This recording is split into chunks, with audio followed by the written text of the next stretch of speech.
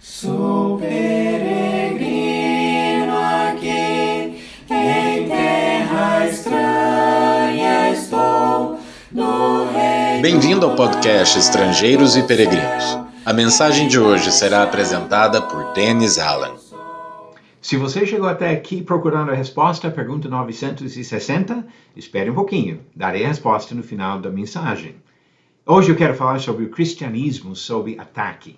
Eu quero para você pensar sobre a primeira coisa que veio na sua mente quando eu falei esse título do assunto de hoje.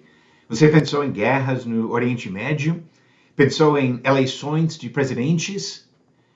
Talvez o assunto vai ser um pouquinho diferente do que você imaginou.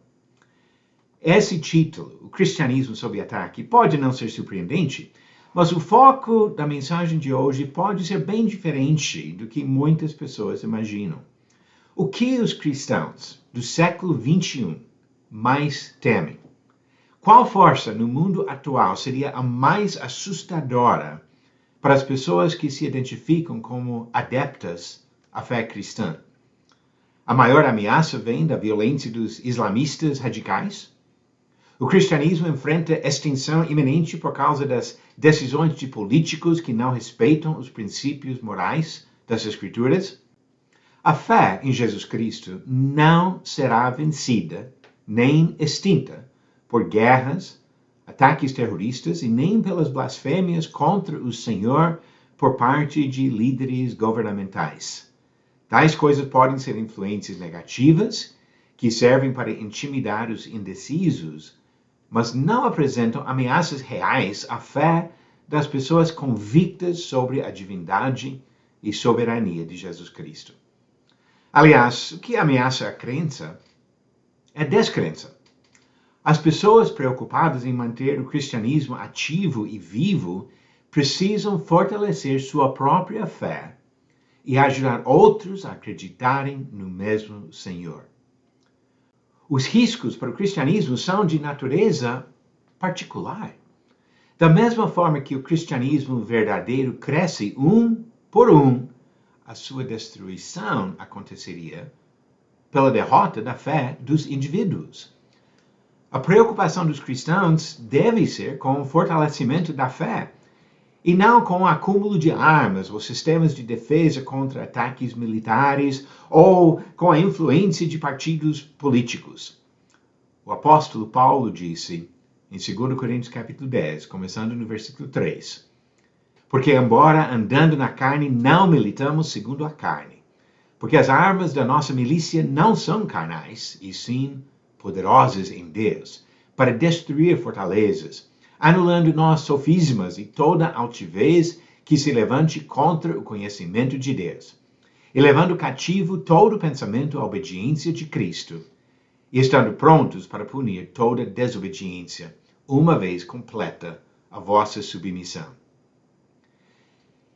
Essas palavras de Paulo servem para nos orientar sobre a verdadeira guerra espiritual, que não é uma guerra de armas e bombas, não é uma guerra de eleições e políticos, mas uma defesa da fé na nossa própria vida. No próximo episódio, vamos pensar um pouco mais sobre conclusões importantes destas palavras de Paulo e aplicação em nossa própria vida, em nossa batalha espiritual.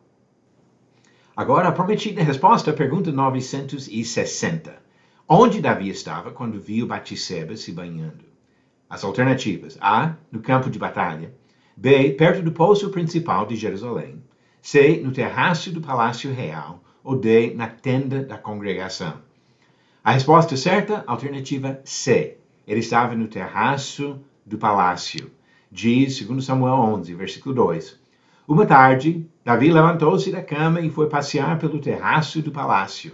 Do terraço, viu uma mulher muito bonita tomando banho.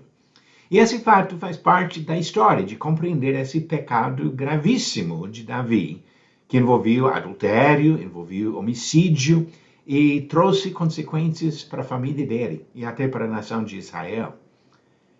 Ele não estava na guerra com os outros homens de Israel, estava em casa e caiu nessa tentação e pecado.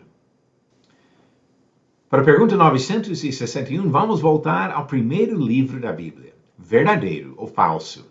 Gênesis capítulo 3 explica a origem de idiomas diferentes em consequência do pecado na Torre de Babel. Verifique sua resposta no final do próximo episódio de Estrangeiros e Peregrinos. Com certeza o cristianismo está sob ataque, mas ao invés de pensar sobre guerras e eleições, vamos pensar sobre a nossa própria fé e fortalecer a nossa convicção em Deus, em Jesus e na palavra que Deus deixou para nós. Obrigado por nos acompanhar nessa jornada pelas Escrituras. Volte amanhã para ouvir mais uma mensagem do podcast Estrangeiros e Peregrinos. Seguimos pelo mundo a viajar.